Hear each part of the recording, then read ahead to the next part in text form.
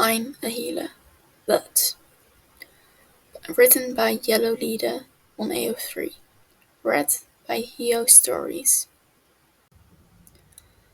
Summary: magic always comes with a price, which is why superpowers are the best evolution since bipedalism, and of all powers, healing is one of the rarest, and thus healers are quickly stolen away by the heroes the moment their powers are discovered. Which is why the SBI, semi-immortal villains who can only die by injury, want their hands on one. So, when a weird, loud, pushy teen shows up and offers to trade them a powerful healer in exchange for the smallest, simplest favor, how could they say no?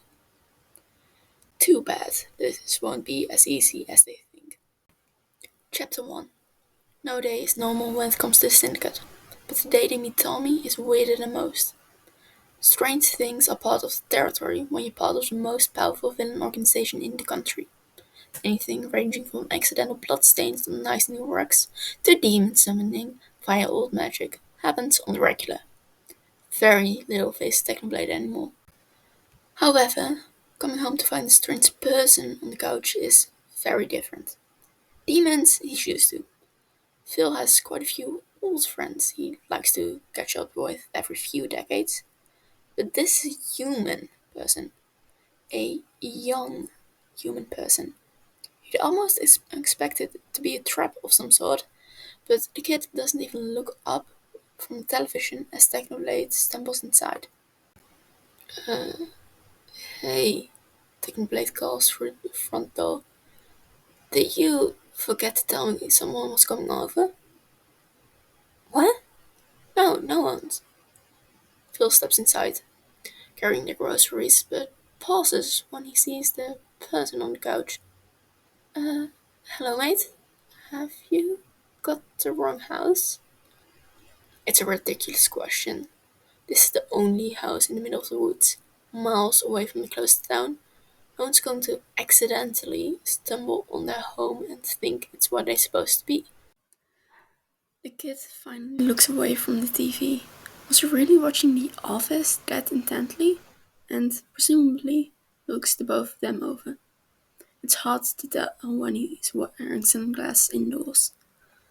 Yeah, maybe. I thought this was supposed to be the Angel of Death's house, but it's a total nerd cave instead.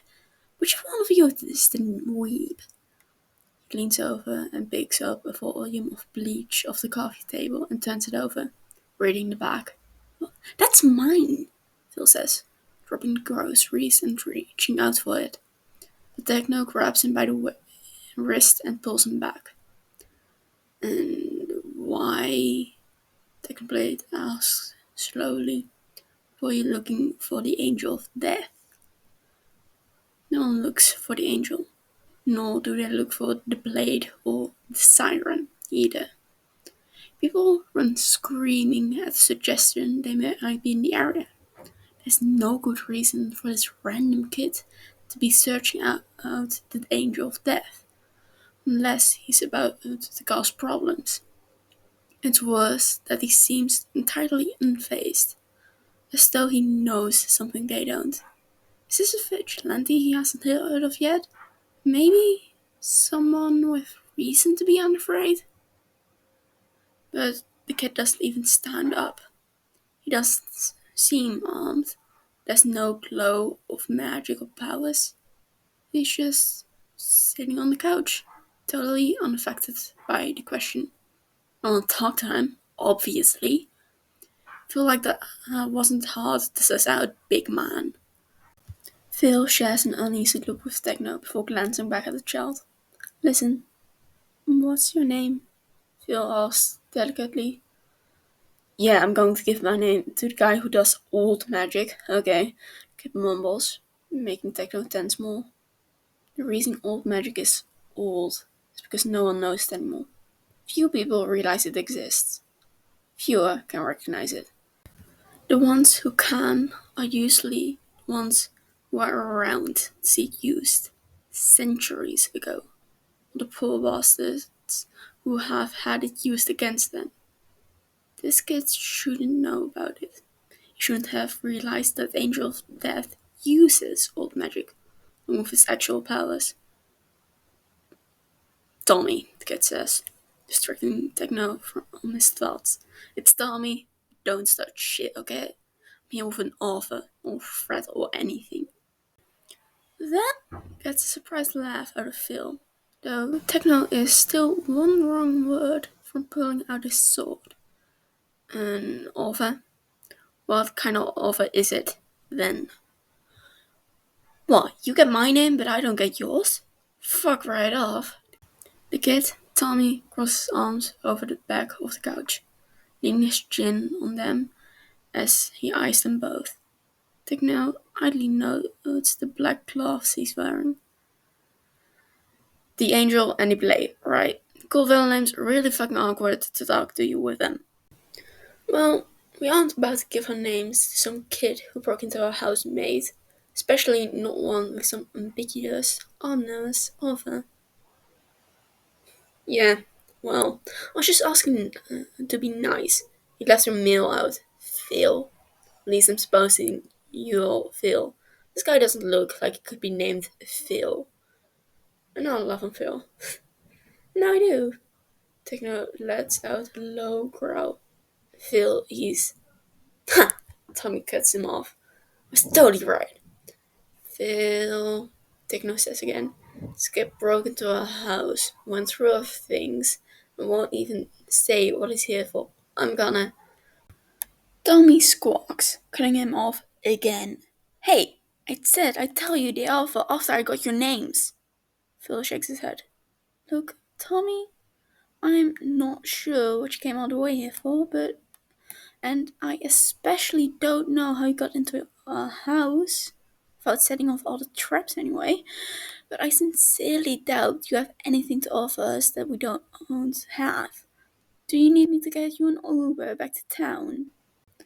The Syndicate doesn't have a healer, do they? Tommy asks. They both freeze. Old magic hurts. It's made out of sacrifices, blood and lives taken in exchange for more blood and lives. Well, it can keep people alive long past their natural lifespan. It can't fix broken bones or stab wounds. They haven't had a healer in quite some time. The last one died before Wilbur was born. They've been uncomfortably safe since. No reckless battle, running off if they think they could get killed. It's been obnoxious, honestly.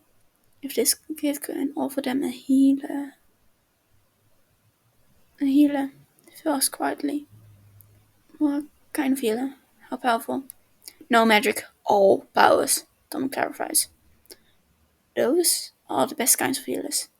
Even new magic requires sacrifices. Anything from ingredients to the healer's own health. Healing powers, on the other hand, they're incredibly rare, but incredibly valuable. Little to no risk of backfiring. They rarely have any drawbacks attached to their abilities. That'd be worth almost any price this kid could ask of them. And how exactly did you get your hands on a healer? Techno asked. As much as he'd want to agree immediately, this question is important. All healers are meant to go straight into the hero organization as soon as they're discovered. And powers are hard not to use. If someone tries to shove down their powers, it's like an itch demanding their attention and driving them mad until they use them. They also usually leave some kind of residue, making it even harder to keep a secret. If this kid has an unclaimed healer, either the healer is some kind of late power bloomer, or they're very young. Does that really matter? Tommy's grinning. I've got one and you can have him. Phil sighs. Now, that's an important question. And why would healer be okay with working for us? Powers tend to come from people's personalities. Healers are gentle, kind people. want nothing more than to help others. You don't work with villains, not unless something terrible has happened to them. Something that's robbed them since their power developed. Is this healer traumatized? Or does Tommy have them hostage? Not a technoblade can say shit about using hostages, and he doesn't really care about the mental health of the healer, as long as they don't try to escape or betray them. But if that's a risk, he needs to know upfront. I'll answer that later, Kit says, which is starting to piss him off. He's spouting a lot of nonsense, but avoiding all their important questions. But listen, I'm offering a good healer. Experience fixing anything from fevers to broken ribs. Who is willing to work with for you for his whole life? I think that's pretty good offer, yeah? Fevers. A healer that can handle illnesses as well as physical injuries. They can't not take this deal. But what do you want in return? Phil asks, his voice getting harsher. For the first time, the kid looks a little nervous, and he shifts on the couch, trying to get more comfortable. Wondered hero. That's fair, right? Tommy could ask for all the money, gems, and gold they have, and it would still be a ripoff. Permanent healer is worth more than any object on the planet. If he'd asked for the whole hero organization dead, it would maybe be equivalent to the kind of healer he's offering.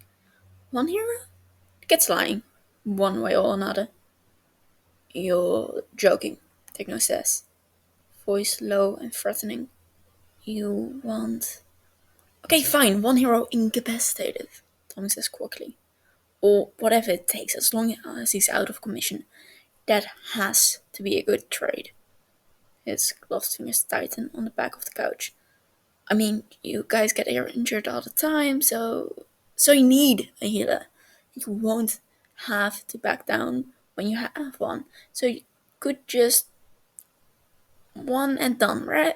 It wouldn't be a big deal. Techno glances at Phil and sees his own confusion mirrored back at him. The kid's bogging down. Why is he bogging down? Tommy broke into the home of the most dangerous villains in the nation, probably the most dangerous in the world. He sat on the couch, waiting for them to get home, and then immediately offered them the one thing that would prevent them from trying to silence him. In exchange for the cheapest price he could ask for after cash. He knows what his bargaining chip is. He's done some stupid things to try and trade it, but he's bargaining down?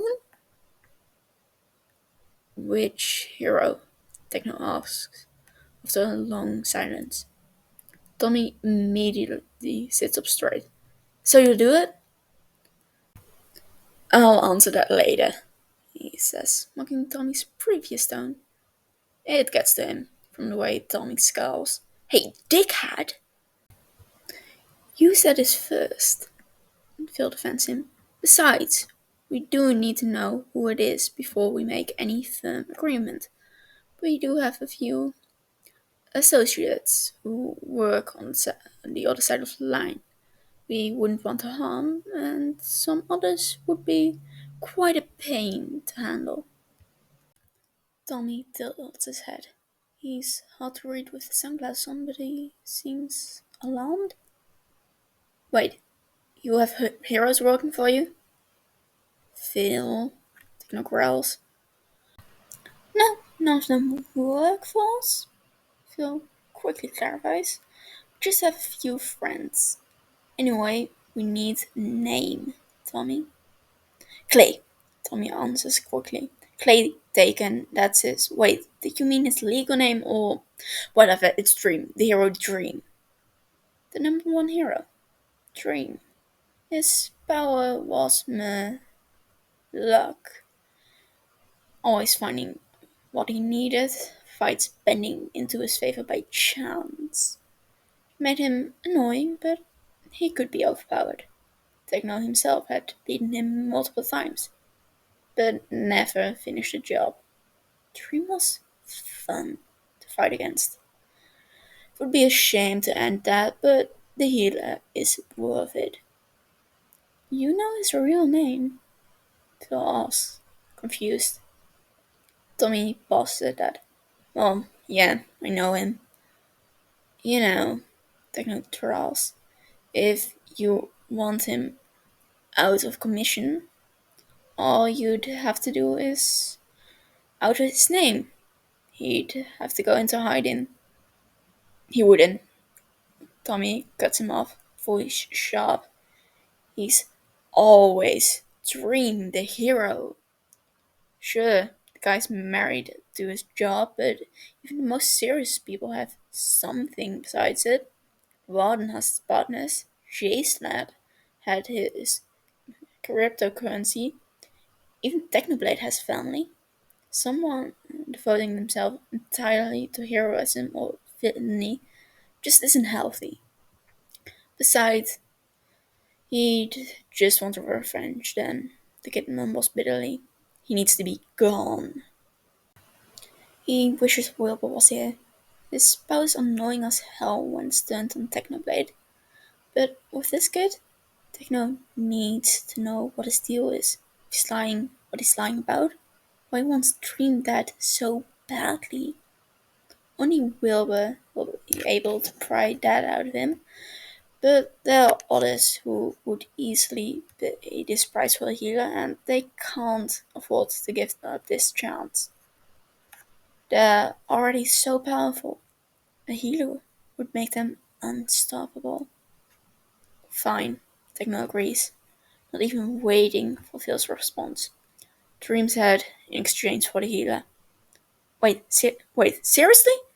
The kid gets up on his knees and on the couch, leaning over the back of it to get a close look at Techno. You're not joking, right? You really do it? Yeah, mate, Phil answers for him. We take care of with one hero, no problem. But we will need to meet the healer, yeah? Make sure that what you're trying to sell us. You can check with Ace. Tommy interrupts again. You work with him, right? Big Q from the casino. I had to prove it to him before he'd give me your address. You can trust the word, right? How the fuck does this kid have connections with Ace? Connections enough to get Quackity to sell that fucking address? Techno's starting to feel like maybe he should have heard of this kid before. He must have some fucking pull to have a healer and Quackity at his beck and call. Yeah, that'll work, Phil says, clearly thinking the same thing. Then we'll meet him when it's done. That's right. Tommy has gone from high strung to completely relaxed. But in the meantime, Techno is immediately on edge. They already made that deal. What else could he want? I'll be staying here. He?